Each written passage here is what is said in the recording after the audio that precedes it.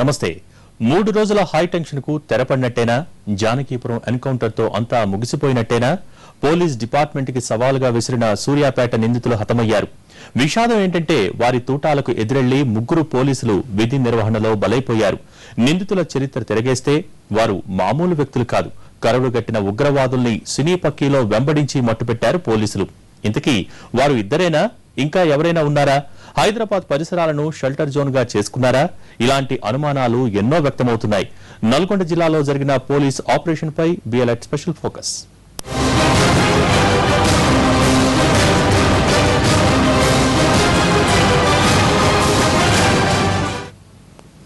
అంతా సినిమాటిక్ గా జరిగిపోయింది. 3 రోజులుగా చిక్కకుండా చెమటలు పట్టించిన ఉగ్రవాదులు హతమయ్యారు.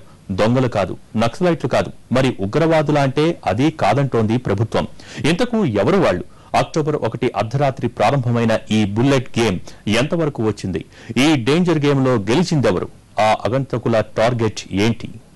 నల్గొండ పోలీసుల ఎన్కౌంటర్ లో చనిపోయినటువంటి ఆగంతకుల మృతదేహాల దగ్గర ఇప్పుడు దొరికినటువంటి టికెట్, రైల్వే టికెట్ తీవ్రమైనటువంటి కలకలం రేపుతోంది. అందులో న్యూఢిల్లీ నుంచి హైదరాబాద్ కు వెళుతున్నట్టుగా ఉన్నటువంటి టికెట్, అందులో 380 రూపాయలతో కొనుగోలు చేసినట్టుగా ఉంది. దానికి సంబంధించి మొన్న అంటే 2వ తేదీన ఢిల్లీ నుంచి ఇక్కడికి ప్రయాణించాల్సినటువంటి టికెట్, అందులో ఒకరు మాత్రమే ప్రయాణించే విధంగా ఆ టికెట్ లో స్పష్టంగా పేర్కొన్నటువంటి పరిస్థితి. అయితే ఈ టికెట్ ఇప్పుడు మృతదేహాల వద్ద, ఆగంతకుల మృతదేహాల వద్ద ఉన్న నేపథ్యంలో అసలు ఆ టికెట్ కు వాళ్లకు ఉన్నటువంటి సంబంధాలు ఏంటి అనేటువంటి కోణంలో కూడా ప్రస్తుతం దర్యాప్తు కొనసాగుతోంది. అయితే ప్రస్తుతం వీళ్లకు సంబంధించి వీళ్ళ మృతదేహాలు మనం చూస్తున్నటువంటి ప్రాంతంలో కనిపిస్తున్నాయి.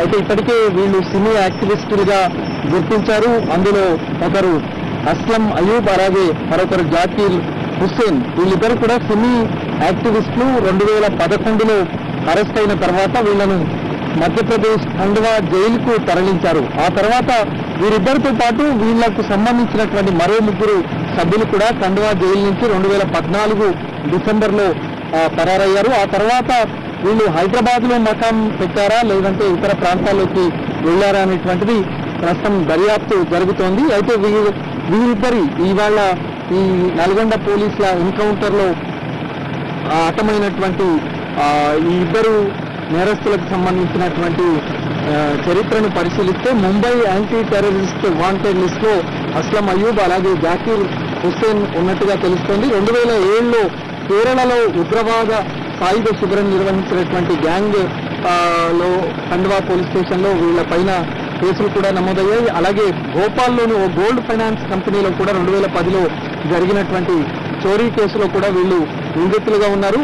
చిన్నప్పటి నుంచే నేరాలకు అలవాటు పడి అస్లాం అలాగే ఈ అయూబ్ వీళ్ళిద్దరు కూడా మహారాష్ట్ర, తమిళనాడు బాంబు పేలుళ్లతో కూడా సంబంధాలు ఉన్నాయి. అలాగే 2013లో నరేంద్ర మోడీ ర్యాలీలో జరిగినటువంటి బాంబు పేలుళ్లు కూడా ఈ ముఠాను పాల్పడినట్టు పోలీసులకు ఇప్పుడిప్పుడే సమాచారం అందుతోంది. అలాగే వీళ్ళు 2014లో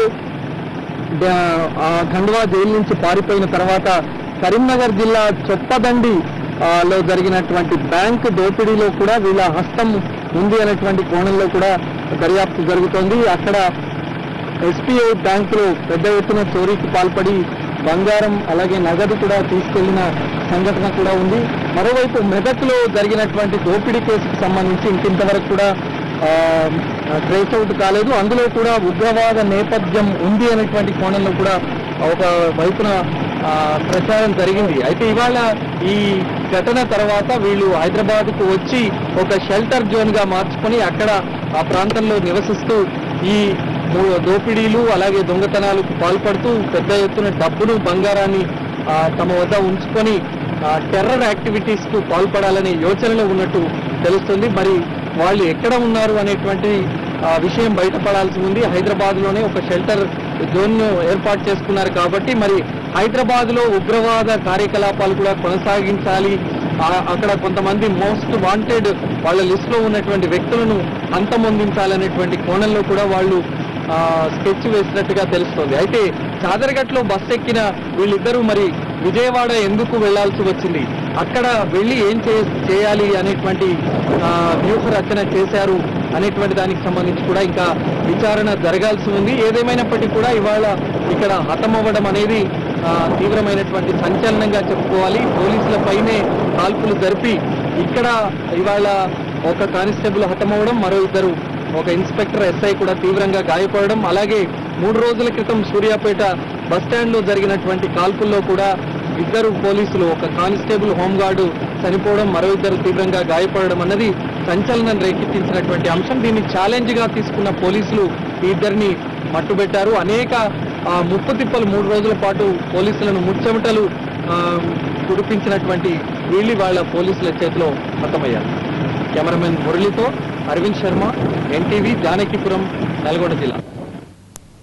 మరిన్ని అప్డేట్స్ వచ్చే ముందు షార్ట్ బ్రేక్ తీసుకుందాం.